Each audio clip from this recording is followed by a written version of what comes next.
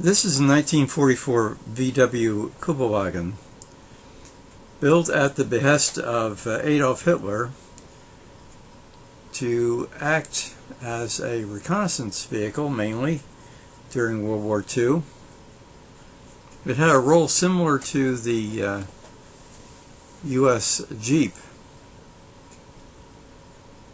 during the war.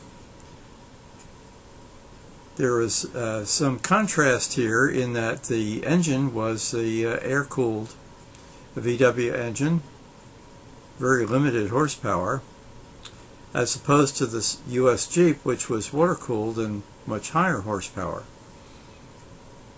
But this one is really well done. Some of the parts have been manufactured to original specifications. You can imagine how difficult it is to source parts for a vehicle like this. The speedometer is in miles per hour. Actually, it should be kilometers per hour. But things look pretty authentic. Notice all the German markings there.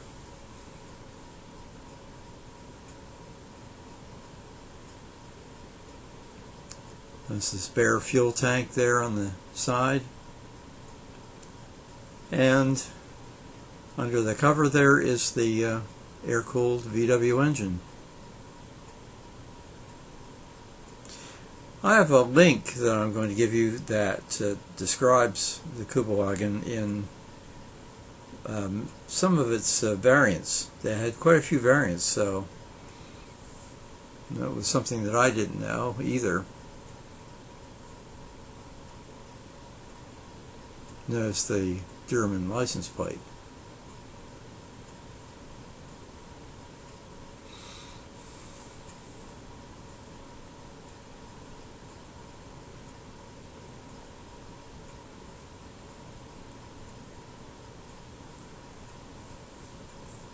I hope this doesn't bring back any bad memories of World War II.